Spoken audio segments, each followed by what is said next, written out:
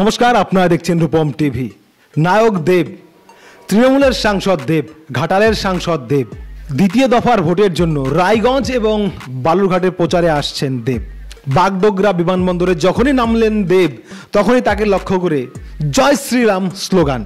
তারপর দেব কি করলেন সেটা একটা দেখার বিষয় ছিল। দেখুন, তৃণমূলীরা জয় শ্রীরাম শুনলেই কেমন যেন হক চকিয়ে যায়।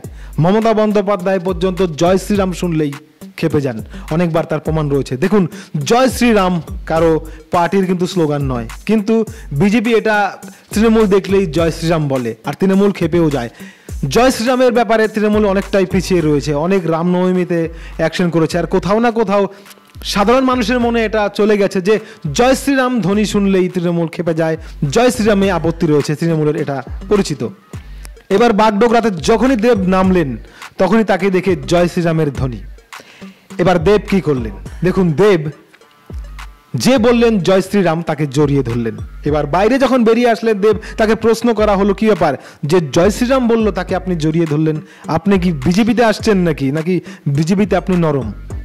দেবের শটান উত্তর, জয় শ্রীরামটা আসলে এটা ভারতবর্ষ, জয় শ্রীরাম বলতেই পারে, কিন্তু কেউ বা কারা জয় শ্রীরামটাকে পার্টির সঙ্গে জড়িয়ে ফেলেছে। তো আমার কোনো ব্যাপার নয়, জয় শ্রীরাম বলতেই পারে, সে বিজেপি নয়, সে প্রথমে ভারতবাসী। তো যাই হোক, আজ কিন্তু দেব অনেকটাই কুলভাবে ব্যাপারটাকে সলভ করে দিলেন।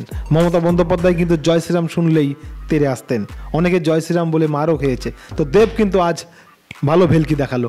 তো এর থেকে প্রশ্ন উঠেছে, তাহলে কি দেব লোকসভার শেষ হতে হতে বা লোকসভার পরে বিজেপিতে আসছে?